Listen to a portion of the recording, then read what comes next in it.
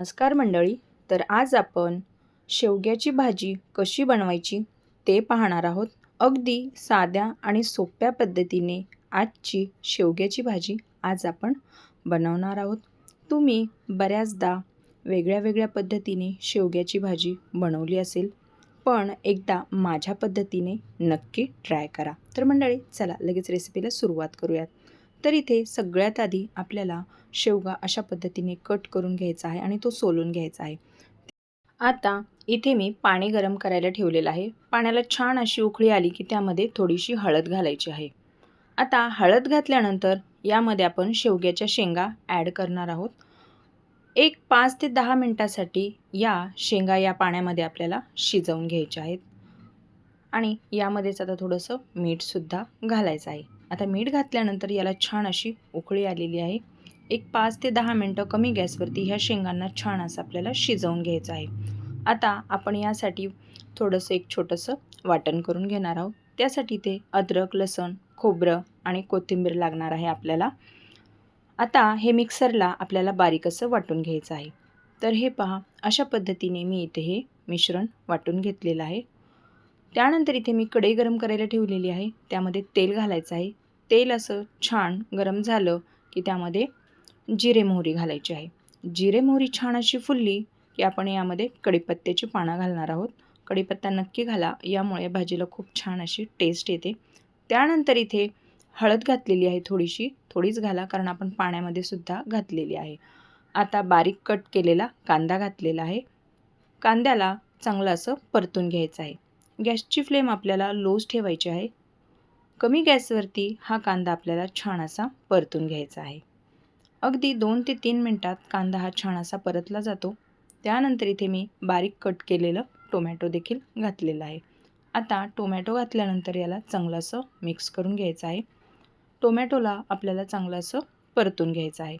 Tomato छान परतला की वाटलेलं मिश्रण आपल्याला यामध्ये ॲड करायचं आहे. आता हे मिश्रण घातल्यानंतर आपल्याला याला चांगलं असं परतून घ्यायचं आहे.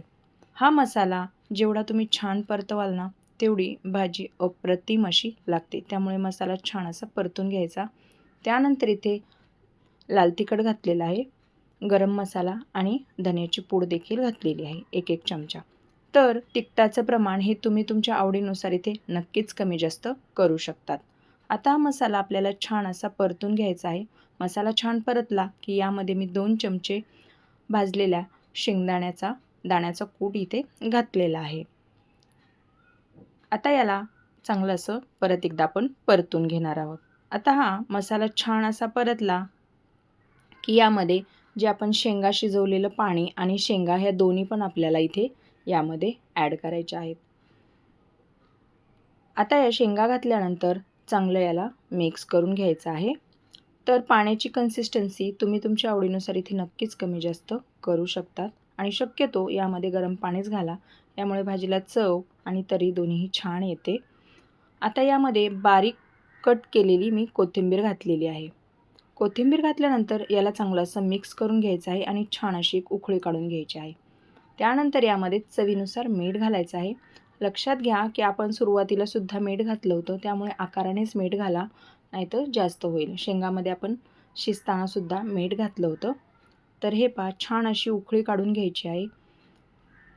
मस्त आपली शेवग्याच्या शेंगाची भाजी तयार झालेली आहे. छान अशी उकळी देखील आलेली आहे. तुम्ही पाहू शकता की याला रंग देखील किती सुरेख आलेला आहे आणि भाजीला तरीसुद्धा खूप छान आलेली आहे. अगदी कमी वेळेमध्ये आणि कमी साहित्यात आणि अगदी झटपट अशा पद्धतीने ही शेवग्याची भाजी बनून तयार होते. तर मंडळी, ही भाजी आपण भाकरीसोबत, पोळीसोबत, भातासोबत, तुम्ही ही भाजी कशासोबतसुद्धा खाऊ शकतात. अप्रतिम अशी लागते चवीला. हे पहा, मस्त आपली शेवग्याच्या शेंगाची भाजी, रस्सा भाजी बनून तयार आहे. याला चांगलं असं मिक्स करून घ्यायचं आहे. छान अशी उकळी आलेली आहे. तर मंडळी, आपली शेवग्याच्या शेंगाची भाजी तयार झालेली आहे. तर मंडळी, तुम्हीसुद्धा ही रेसिपी एकदा नक्की ट्राय करा आणि मला कमेंटमध्ये नक्कीच कळवा. व्हिडिओ जर आवडला असेल तर व्हिडिओला एक लाईक नक्की करा आणि जर तुम्ही चॅनलवरती नवीन असाल आणि अजूनही आपल्या चॅनलला सबस्क्राईब केले नसेल तर पटकन सबस्क्राईब करून घ्या. आणि तुम्ही आपला हा व्हिडिओ जर फेसबुक पेजवरून पाहत असाल तर पेजला फॉलो नक्की करा. तर चला मंडळी, पुन्हा भेटूया अशाच एका तुमच्याच आवडत्या नवीन आणि युनिक अशा रेसिपीसोबत. तोपर्यंत धन्यवाद.